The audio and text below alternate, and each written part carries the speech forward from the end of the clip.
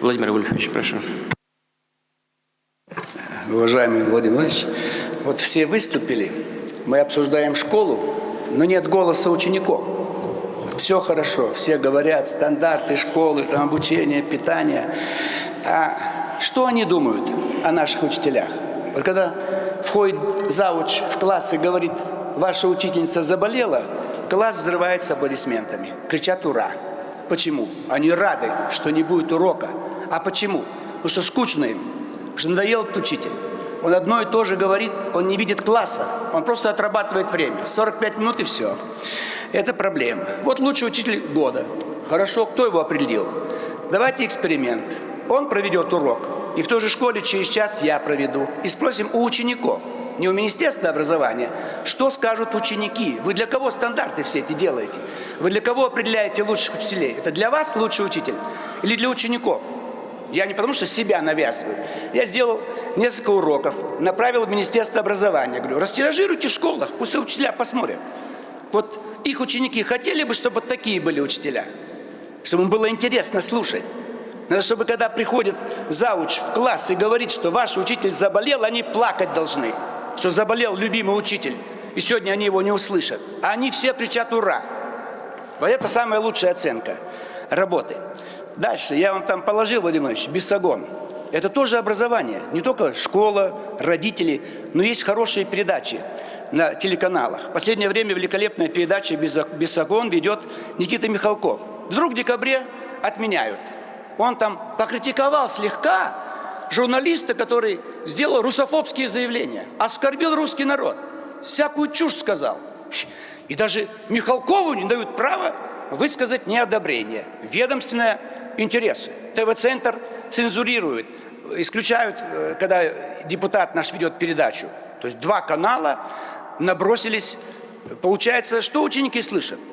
Ведь на Украине русофобские настроения.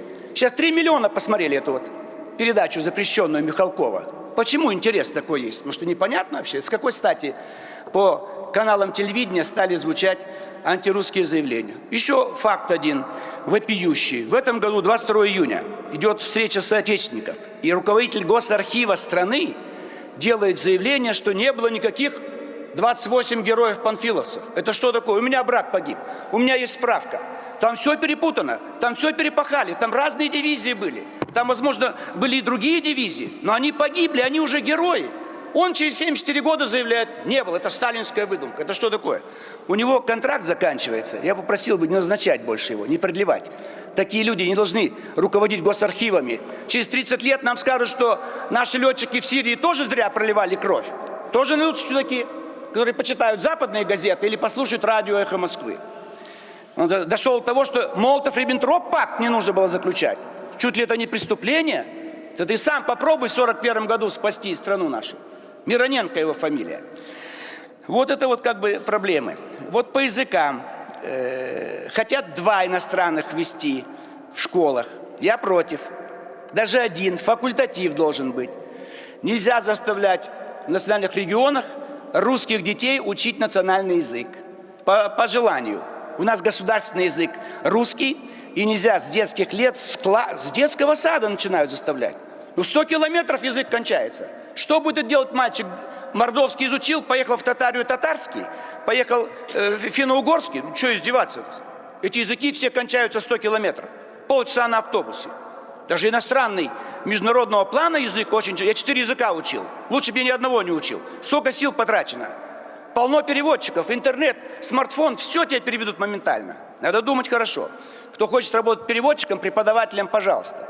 Но вбивать в голову, надо, чтобы экономистами они были. Соображали, чем им нужно заниматься. Гуманитарное направление должно быть в классах. Сразу технический класс, гуманитарный. Но вы видите, что он не хочет заниматься техникой никакой. Ну, давайте сделаем 2 гуманитарных класса, 2 технических. Летом на практику направить. Вот когда мне приходит, я говорю, кем хочешь быть? Врачом. Вот говорю, сходи в морг, приемный покой. Если ты не падаешь в обморок, видишь покойников, а в приемном покое кровь, гной, тогда иди в медицинский.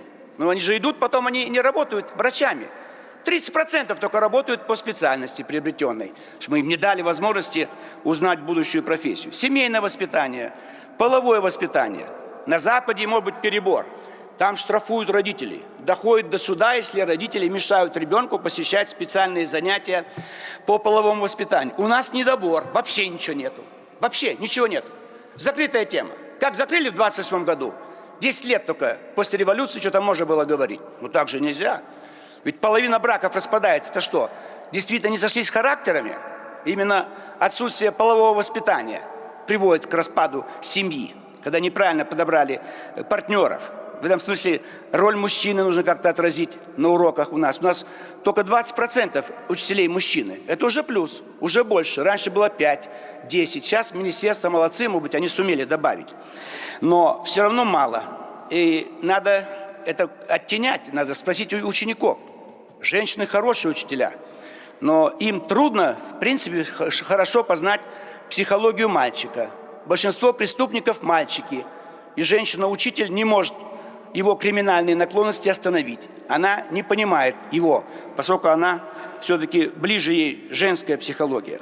Питание в школе. Я до сих пор помню этот пирожок с повидлом за 5 копеек. Нельзя, чтобы дети были голодные в школах. Обеспечить питание. 100%. Это будущая оппозиция. Это не голодные в школе, не понятые в вузе, затертые в трудовых коллективах, и они выходят на улицы. Тогда в школе их оградить от того, чтобы они были недовольны чем-то. До сих пор, знаете, какая травма. Еще травма. Значит, ботиночки мне дарят. Родительский комитет подходит и говорят, две женщины: Вова, ты у нас из самых бедных, вот мы тебе решили подарить ботинки. 60 лет я это помню. Кто вам дал право меня объявлять из самых бедных? Это же у ребенка самое страшное, что его выделили, что он плохой, что он нищий. Подарите к Новому году. Дед Мороз принес. Это же надо понимать вообще психологию ребенка. То есть должны быть какие-то вот нестандарты министерства и запросы. Надо видеть их, учеников, понимать, слушать. И в этом смысле я бы очень хотел, чтобы вот какие-то были эти новые предметы введены.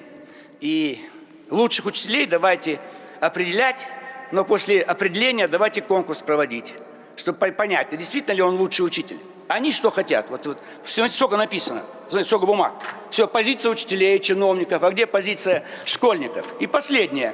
Смотрите, как вот сделали они, значит, презентацию здесь нам устроили. Флаги, государственные флаги. Какой тут? Госсовет, по-моему. Значит, и флаги. Русский флаг, значит, в самом конце у них идет. Да с какой стати, интересно? Вот он. Новый образ российской школы. Британский флаг красиво выглядит, немецкий, значит, даже американский.